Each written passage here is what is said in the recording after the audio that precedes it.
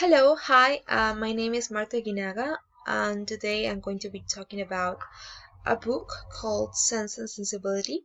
It's a book written by Jane Austen. I'm going to do an overall analysis. Okay, first I'm going to talk about some general information, then about the plot of the book, some important points, then about the characters, the main characters that participate in the story, and finally an analysis of the title and well, story, a little bit of the story. Okay, so let's start. First of all, we have, well, like I said, the general information. The title, as we said, is Sense and Sensibility, and it was first published in 1811. Okay, by well, here we have the cover, and we're going to talk about that a little bit later. And it was written by Jane Austen.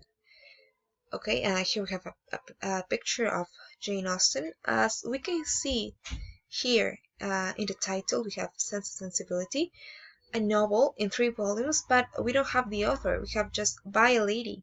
Okay, by a lady in 3 volumes. And actually, when it was first published, she had to pay for the printing expenses. It was on commission, and she got some receipts, and when or well where when and if the book made profits, she would make some money out of it. Actually, well, it was a good success.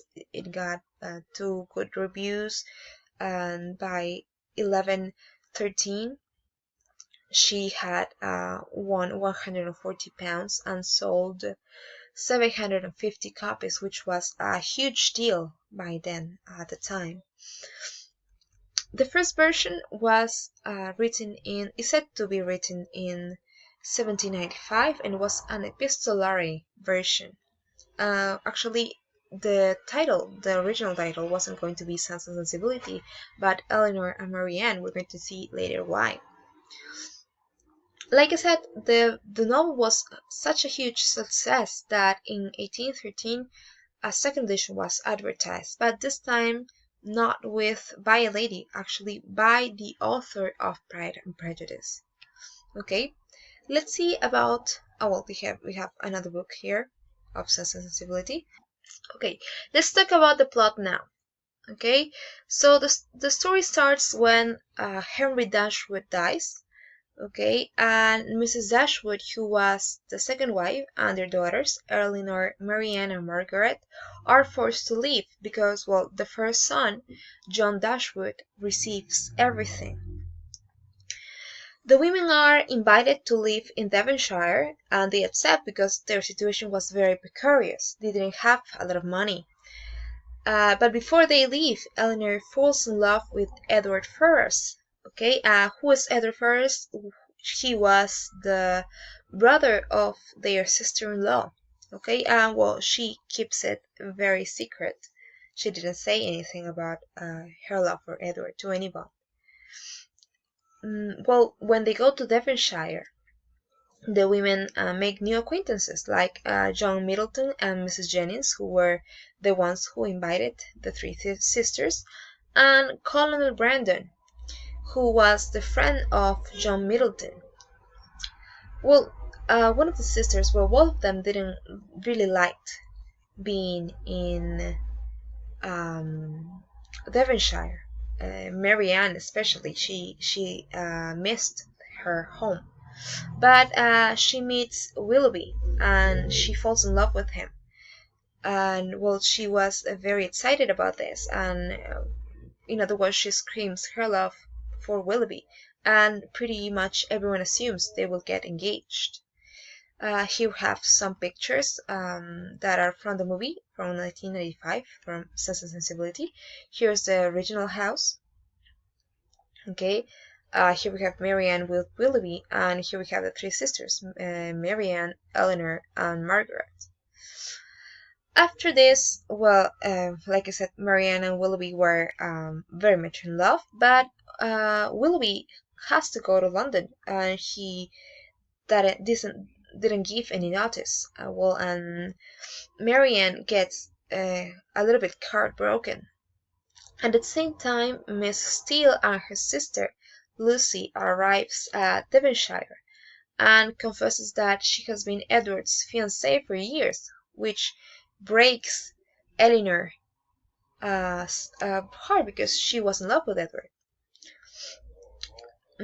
Well, Mrs. Jennings invite Eleanor and Marianne to London. Okay, and first of all, Marianne accepts because she wants to see Willoughby very much, and Eleanor accepts because she doesn't want to see Edward anymore, and she thinks that in Devonshire she will have more probabilities to see him. Well, but we see that's not the case actually. Well, both sisters go to London, and Marianne looks for Willoughby everywhere and sends him letters a lot, but she never got any response until they go to a ball in which we can see Willoughby and Edward in the same ball with Eleanor and Marianne, and Willoughby avoids Marianne at all costs, and she sees him with a new woman who was to be his fiancée. And later on, we see that Willoughby sends Marianne a breakup letter to her saying that he never was in love with her, and so on.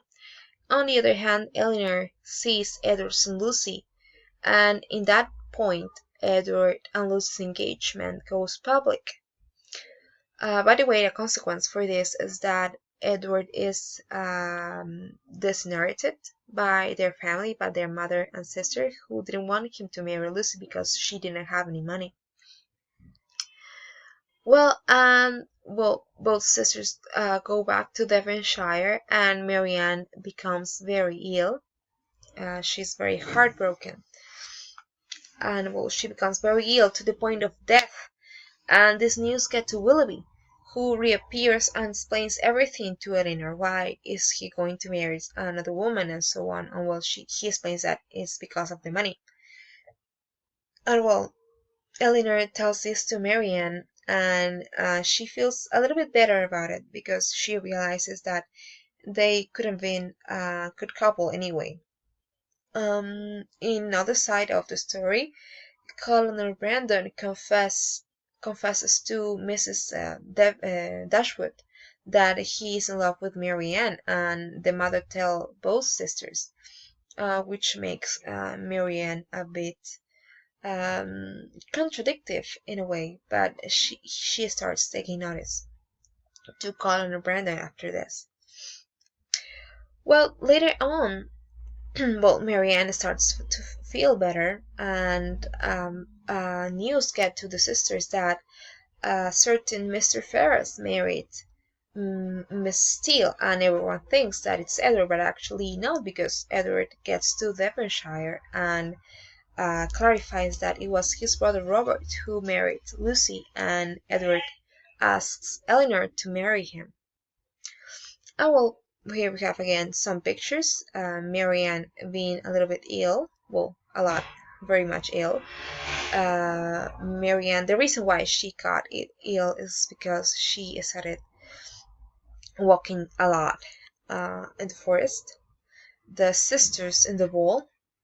And well, here we have a picture of Edward and I think Lucy Steele. And well, finally, Eleanor and Edward get married. Here we have the wedding. And Marianne and Colonel Brandon get married as well. Now, let's talk about the characters now. Okay? So, first of all, we have, well, Hardy Dashwood, that was the husband of Mrs. Dashwood, who dies on the first chapter of the story. Then we have Eleanor Dashwood, okay, that was one of the protagonists. Then Marianne Dashwood and Margaret Dashwood. His brother, who inherits everything, is called John Dashwood, and his wife is Jenny Dashwood. Like we said, she has two brothers, Edward Ferrars and Robert Ferrars, who at the end marries Lucy. Then we have John Middleton and Lady Middleton, who invite Eleanor, Marianne, and Margaret and Mrs. Dashwood to stay at Devonshire, and Mrs. Jennings, who is the mother of John Middleton, and well, Charlotte Palmer and Miss Palmer, who are Charlotte Palmer is the daughter of John Middleton and Lady Middleton. Okay, this is Charlotte and Mr. Palmer, and then we have Colonel Brandon, John Willoughby, and Anna Steele and Lucy Steele, right? Lucy Steele, who was going to marry Edward Ferrars. Well, now let's make an analysis of the story. Okay, a little analysis. We said that first it was going to be called Eleanor and Marianne because they both represent sense and sensibility. Eleanor, sense, and Marianne, sensibility. Eleanor has these values. Okay, she has restraint, reason, social responsibility, clear-headed concern for welfare of others. She cares a lot for Marianne and her situation, whereas Marianne is a little bit more selfish. She's self-centered, not selfish. She is more emotional, spontaneous. She's more impulsive. Okay, and these values are well seen when with their romances. For example, Eleanor doesn't speak openly about Edward. Actually, she doesn't say anything until they go to London and Edward and Lucy's engagement go public. Actually, whereas Marianne is all the contrary, right? She declares publicly his love for Willoughby. On the other hand, it is said that this book was written to mock the popularity of Romanticism, which is personified by Marianne, right? The romance, the imagination, the idealism, the excess of emotion, the dedication of beauty in nature, and the neoclassicism gets more importance, which is represented by Eleanor, right? The rationality, insight, judgment, the moderation and balance. Let's consider also that nevertheless that Eleanor and Marianne seem to be extremes. They are not, because Eleanor doesn't like passion in the story, and Marianne is not always foolish and headstrong. Okay, so the story gives us the idea that we have to make a balance between sense and sensibility, and in order to get the happiness that they both deserve, they have to discover how to feel and express their feelings fully while also retaining their dignity and self-control. Marianne to get more self-control, okay, and Eleanor to know how to express and feel, right? Express their feelings. Well, that was it. Okay, here I have my sources that I use for this explanation of sense and sensibility. And to finish, here we have some plots, okay, of sense and sensibility that I found very interesting. Like, I wish, as well as everybody else, to be perfectly happy, but like everybody else, it must be in my own way. I think it was very special. Then we have, the more I know of the world, the more I am convinced that I shall never see a man whom I can really love. I require so much. Then we have, it isn't what we say or think that defines us, but what we do. Then it's bewitching, the idea of one's happiness depending entirely on one person.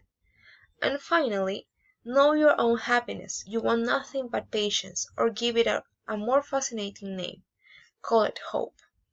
Okay, so thank you for watching. I think it was very clear, but if you have any questions, put it in the comments and I will answer. Thank you.